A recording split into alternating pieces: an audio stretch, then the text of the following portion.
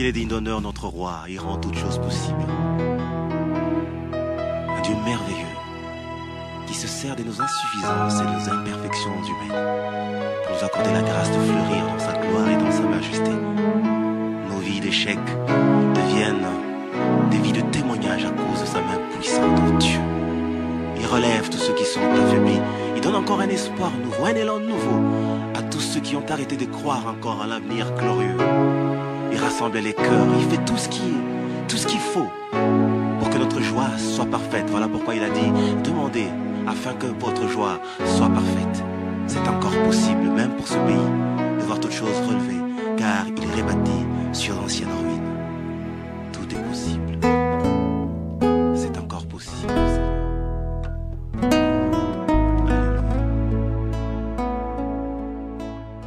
Il y a un témoignage d'une sœur, sœur Claudine, à qui on a prié.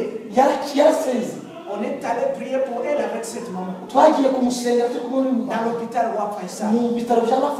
Elle était paralysée. Elle venait du Congo. Elle n'avait pas d'espoir. Mais elle était chrétienne. Alléluia. Amen. Elle croyait à Dieu. Elle connaissait Dieu. Malgré que Satan l'avait tabassé comme cela. Mais quand on le voyait, elle disait, je sais que Dieu peut me faire du bien. Je sais que Dieu peut me faire du bien. Je vous demande seulement de prier pour elle. Et on a prié pour elle.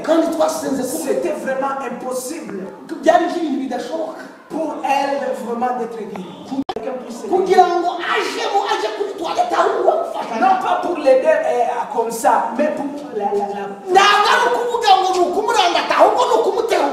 Est-ce que vous écoutez la Bible?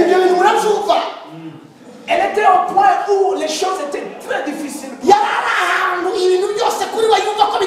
Quand on était parti pour prier pour elle, elle avait dit, mais pour moi, si Dieu veut qu'il puisse me prendre et que je puisse aller. Parce que je souffre. Et on a dit, non, nous allons prier et Dieu est toujours là.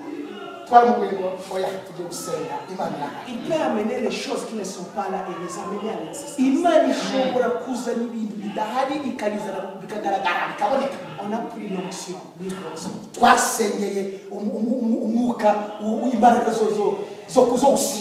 On a pris l'onction, on l'a twafashe amavuta yo gusiga on a prié. Twarasenze. Alléluia. Alléluia. Mais quand on priait, Dieu nous a dit qu'il va la guérir. Mais pour nous, comme on la voyait, c'était un peu la parole de Dieu. Est-ce que tu la vends du way,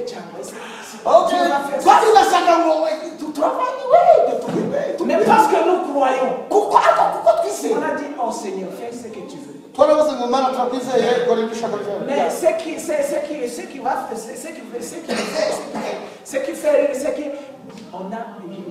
j'ai eu peur de dire à son mari que Dieu a dit qu'il va la guérir.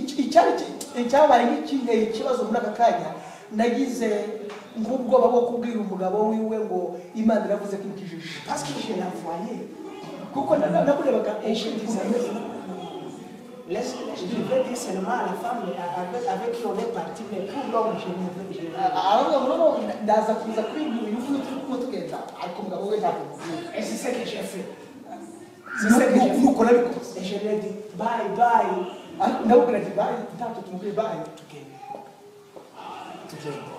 Quand on était à l'extérieur de l'hôpital, j'ai dit à la maman, cette femme va être guérie. Parce que Dieu m'a dit qu'il va la guérir. Dans ce jour-là, la dame à l'hôpital a dit non, pour nous c'est trop difficile, votre cas est exceptionnel. Tu parles parce que...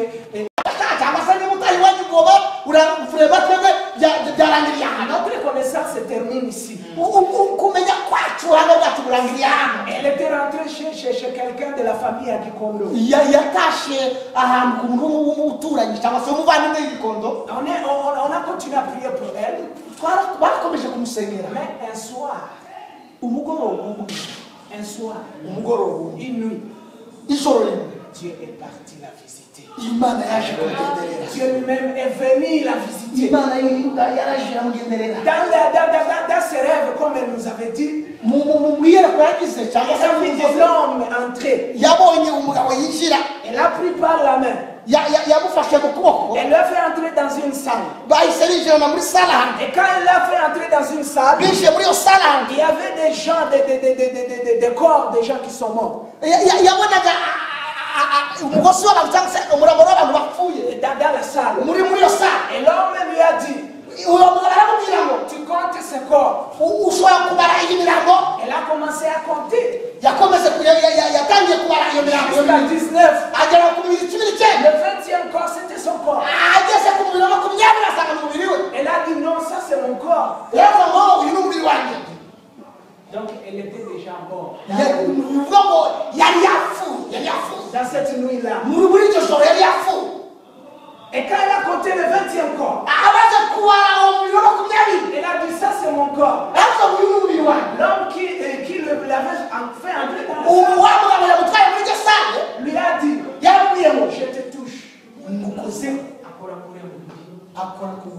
Quand il a touché le corps, et il lui a dit, lève-toi et sors de cette salle.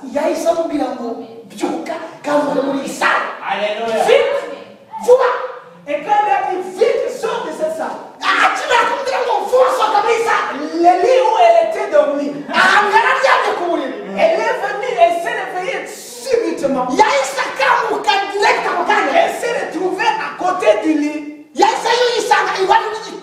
En train de prier, thank you Jesus.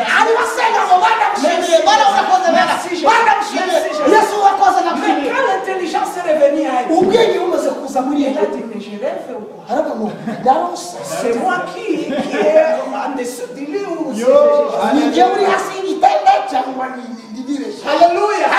Est-ce que c'est vrai, c'est pas vrai? Elle s'est levée. Elle a commencé à faire ça. Non, c'est moi Claudine. Elle a marché. Mais c'est moi qui marche. Non, Dieu m'a guéri. Oh, Jésus m'a guéri. Jésus m'a visité. Et dans cette nuit-là, les gens de la maison étaient dans l'autre chambre. Ces gens ont entendu quelqu'un en train de dire merci Jésus, merci Jésus. Et ils ont demandé qui est là, qui est là. Elle a dit c'est moi Claudine. Ah, Claudine, comment tu es venue dans le salon? Jésus m'a guéri. Alléluia. C'était un grand miracle que j'ai fait. Et le lendemain, on m'a appelé pasteur.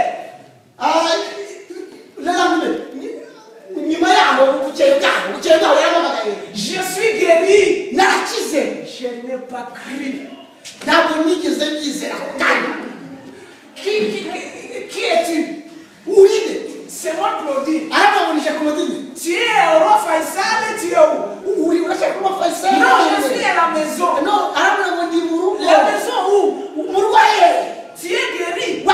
Oui, pasteur, je suis guéri. Viens voir. Je marche. J'ai dit non, c'est pas possible. J'ai appelé cette dame. Je lui ai dit viens, qu'on puisse aller voir le miracle. Allons visiter Claudine. Ça, c'est un miracle que j'ai jamais vu. Elle me dit qu'elle est guérie.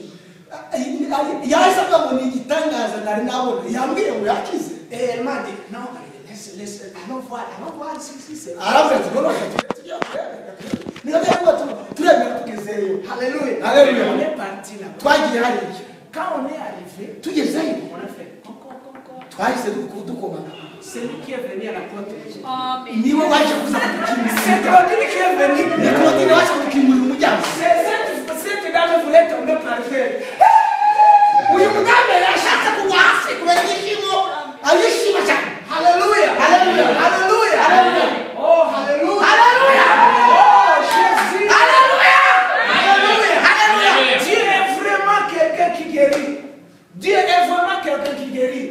Dieu est celui qui guérit. Imana niba ikiza. Dieu c'est lui qui élève. Imana niba itsura. C'est lui qui fait l'impossible. Imana niba ikora Il ibidashoboka. fait que l'impossible soit possible. Imana niba ishyira ibidashoboka mu bishoboka. Et les jours qui passent ici, il n'y a pas encore un mois qui passe. hari umunsi nawe unyuze inyuma ariko ntakwezi bakwakira aho bibaye. Claudine m'a appelé. Claudine yaramamagaye. Pasteur, araba ngo pastor je suis au Congo. ndi muri Congo. Je suis un grand serviteur de Dieu. umukozi w'Imana udasanzwe. J'ai un ministère ici, je t'appelle Didjui, je suis dans l'île Didjui. ngo mfite minisiteri hano ku kirwa cyitwa Ijwi niho ndi gukorera umurimo w'Imana. Et Dieu m'utilise grandement. Imana iri kunkoresha mu buryo budasanzwe. Alléluia. Alléluia. Alléluia. J'ai dit oui Seigneur. Tu donnes la forme à celui qui n'a pas. naravuze ngo Mana uri Imana yitangaza umwayo w'ishusho. umwayo w'ishusho umuntu afite ishusho. Alléluia. Alléluia. Il enlève de la poussière. Imana yamukuye mu mukungu. Il élève imukura iramuzamura. les pauvres. izamura abakire. abakene. Et les fait asseoir avec les princes. bajya kwicara n'ibikomangoma. Parce qu'il est Dieu. kuko ari Imana. Dis à ton voisin, c'est un Dieu. Imana ibwira mugenzi wawe ngo ni Imana. Il est Dieu. Imana. Il est Dieu. Imana. Et il est comparable à lui. Il est Dieu. Imana. Il peut faire l'impossible. ishobora gukora ibintu bidashoboka. Seulement si nous croyons. ariko kimwe cyo Il twizera. peut faire l'impossible. ishobora gukora ibidashoboka. Alléluia. Alléluia. Alléluia. Alléluia. Alléluia. Alléluia. Nous sommes en train d'expérimenter le miracle de Dieu. Tu peux m'appeler. Nous sommes en train d'expérimenter le miracle. turavuga kwaguka kubitangaza by'Imana. Parce que c'est le Dieu qui commence toutes les choses. kuko ni Imana itangira ibintu byose. Celui qui a fait ces choses à cette dame-là. Imana yakoze biriya kuriya mudamu. Il peut faire aussi des choses pour toi. ishobora gukora ibindi bintu bikomeye kuri Parce wowe. qu'il est le même. kuko uyu munsi Il ne change pas. ntabwo yihinduka. Il est le même. ntiyahindura. Hier, aujourd'hui, ejo n'uyu munsi. et éternellement. kandi igihe cyose gihora. Comme Jésus a ressuscité Lazare, nk'uko Yesu yasuye Lazaro. aujourd'hui aussi il peut ressusciter les morts. uyu munsi nabyo birashoboka ko yazura abapfuye. Alléluia. Alléluia. Alléluia. Alléluia. Tu sais les problèmes que nous les serviteurs de Dieu nous avons. urazi ikibazo tugira tw'abakozi b'Imana. Nous n'essayons pas. ntabwo tugerageza. Si tu vois quelqu'un qui est mort dans les quartiers, essaie de le ressusciter. niba ubonye umuntu wapfuye muri karitsiye gerageza ukore nk'ibyo Yesu yakoze. Au nom de Jésus. Izina rya Yesu Kristo. Mais il faut essayer, non? Il faut essayer. Oui.